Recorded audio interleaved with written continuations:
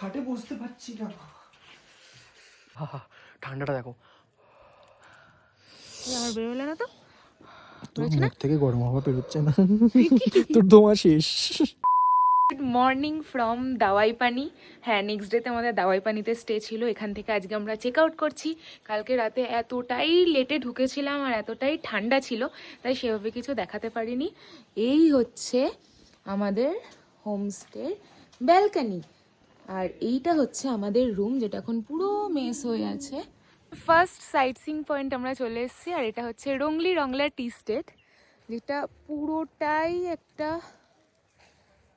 স্টেটের মধ্যে। এত চা বাগান ঘুরছি না এবারে এসে, মানে সব চা বাগান এক একটা এক এক রকম, মানে সুন্দর। এখানে দুটো চা কিনে নিয়েছি, একটা রূপায়ণের বাড়ির জন্য, একটা আমার ঠাম্মার জন্য। চাটা কিন্তু খুবই ভালো খেতে, আর এটার দাম ছিল 150, দাদা আমাদের ডিসকাউন্ট করে 100-এ দিয়ে দিয়েছে। হঠাৎ করে গাড়ি থামিয়ে দিয়েছি, এই আর একটা টি স্টেট দেখতে পেয়ে গেছে। এখানে একটা সুন্দর হনুমানজির মূর্তি আছে।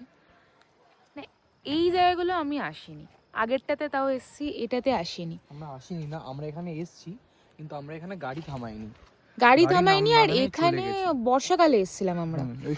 ওই ব্যাপারটা আমরা দেখতে পাইনি। হ্যাঁ, এখানে এতটা সুন্দর, মানে মানে যতদূর চোখ যাচ্ছে শুধু টি স্টেট, আর কিছু নেই এখানে। এই হচ্ছে আমাদের কাফের গাঁয়ের হোমস্টে। Just wow! আর কালিম্পংয়ে না প্রচুর ফুল, মানে এত সুন্দর না ওয়েদারটা। হচ্ছে আমাদের কটেজের রুমটা দেখিয়ে দিই ভেতরে। এই হচ্ছে রুম, আর এখানে হচ্ছে এটা রুম থেকে হোমস্টের ভিউ। সন্ধ্যেবেলার নাস্তা, মোমো, আর এই পিনাট চাটনিটা, আর এখানে ভেজ পকোড়া, চা।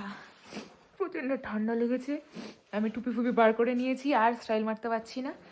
এখন আমি মোমো খাবো সবাই মিলে, ঘর থেকেই বেরোতে পারছি না, ঠান্ডা। উফ গাইস, যা ঠান্ডা লাগছে রীতিমতো। মানে একটা, তারও দুটো, তিনটে, তিন চারটে জামা পরে বসে আছি বনফায়ারের সামনে। বিশাল ঠান্ডা লাগছে। এখন অলরেডি বাজে কিন্তু 8টা বাজতে যায়। বিশাল ঠান্ডা। কেমন লাগছে বল? ভালো লাগছে। একবার চা খাওয়া হয়ে গেছে রুমে, আবার একবার নিয়েছি। এই আমি এখানে 1 কাপ চা নিয়েছি। আমরা তো আর মদ খাই না, আমরা একটু চাই হ্যাঁ, খাই। আমরা সব লাল জল টল খেতে পারি না গাইস, আমরা তাই চাই খাই।